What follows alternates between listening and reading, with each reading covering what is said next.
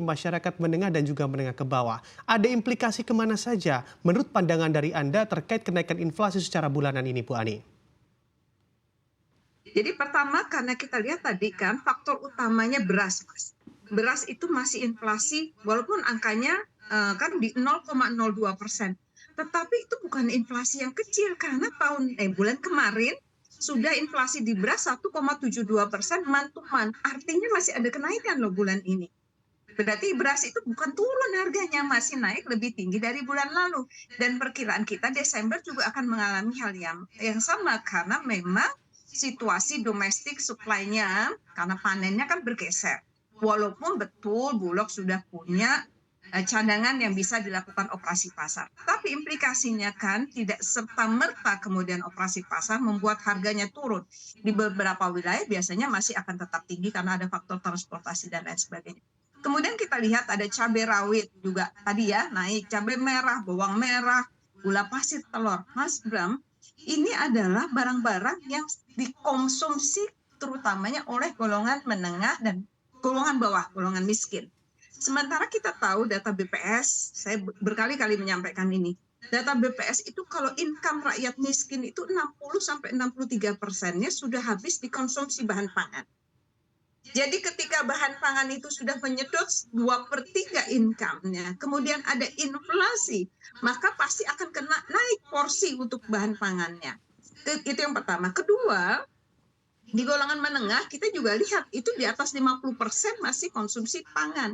Nah, golongan menengah ini hitnya 2 kali, Mas, dari inflasinya, dan kedua, golongan menengah ini kan biasanya juga udah mulai kredit mobil, motor, rumah misalnya. Hit dari suku bunga. Jadi dia kena 2. Nah, ini perlambatan inflasi ini mempengaruhi daya beli terutama golongan miskin dan golongan menengah yang income-nya relatif terbatas, dan kita tahu golongan miskin ini kan biasanya di sektor informal dan di pabrik. Dan kita tahu banyak pabrik juga utamanya yang kita bicara misalnya TPT, tekstil dan produk tekstil, alas kaki itu juga mengalami PHK di beberapa tempat karena faktor demand domestiknya dan demand internasionalnya relatif menurun begitu. Demikian Mas Bram. Oke, baik. Anda katakan juga bisa saja berpengaruh terhadap daya beli. Sebetulnya kita merujuk juga pada strategi pemerintah saat ini. Apakah strategi pemerintah kita menurut Anda sudah tepat untuk menekan angka inflasi? Karena memang nantinya yang dipertaruhkan adalah tingkat PDB kita, Bu Ani. Begini Mas, satu inflasi itu kalau dibiarkan pada level tertentu pasti akan menghit daya beli. Tetapi sehingga kemudian perlu juga diantisipasi, tetapi antisipasinya kadang-kala juga ada cost-nya. Begitu, pada sisi lainnya nanti kita bahas itu. Jadi ada cost-nya. Betul inflasi harus dikendalikan pada level tertentu. Tetapi yang paling utama adalah kemudian kita melihat sumber inflasinya nih ada di mana. Jadi kita tidak hanya lihat besaran inflasinya, oh kan naik signifikan, tetapi sumber inflasinya ada di mana?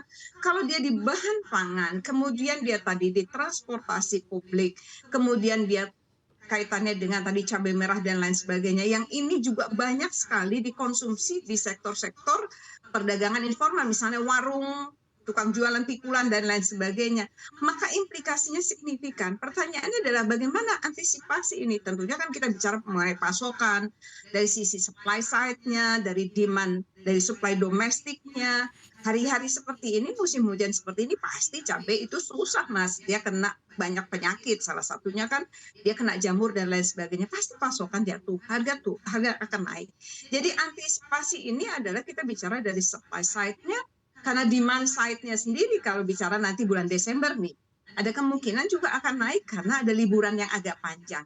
Jadi antisipasi dari problem utamanya itu yang harus kita lihat, bukan sekedar bicara angka besarnya seperti ini, tetapi kemudian kita masuk di detail dari sumber inflasinya tadi, harga pangan, harga telur, harga gula pasir. Berarti itu kita harus bicara bagaimana pemerintah mengatur, mempersiapkan suplai bahan pangan ini cukup di masyarakat sehingga inflasi bisa kita kendalikan pada level yang tidak membuat daya beli masyarakat golongan bawah terutama ya turun. Sementara yang menengah tadi saya sampaikan ada juga faktor mengenai kredit. Nah, suku bunga ini bagaimana? Tentunya kita perlu bicara juga dengan OJK, perbankan, BI, bagaimana mengatur suku bunga sehingga masyarakat menengah ini tidak hanya kena pada sisi inflasinya, tetapi juga dia aman dari sisi income yang dia sisihkan untuk membayar kewajiban-kewajiban perbankannya.